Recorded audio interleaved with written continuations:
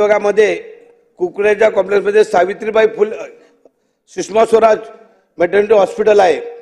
अचानक त्या दिवशी लाईट गेली, सिझरिंगचं ऑपरेशन सुरू होतं आणि त्यावेळेला लाईट गेल्यावरती मोबाईलच्या टॉर्चवरती ऑपरेशन करत असताना तो बच्चू दगावला आणि दुसऱ्या दिवशी ताबडतोब त्या ठिकाणची त्यांची माता सायन हॉस्पिटलला शिफ्ट केली, माताही दगावली आणि त्या ठिकाणी जनरेटरचा बॅकअप असताना तो सुरू झाला नाही। आजही तो जनरेटर बंद अवस्थेमध्ये आहे।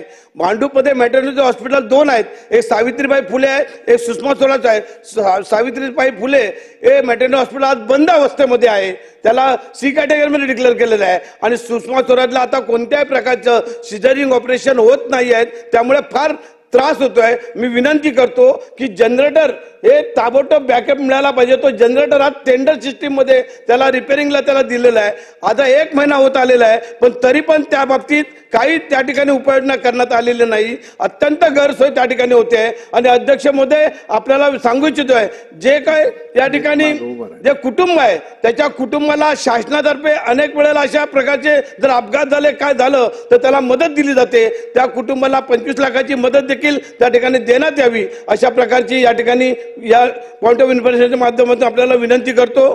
जय हिंद, जय महाराष्ट्र।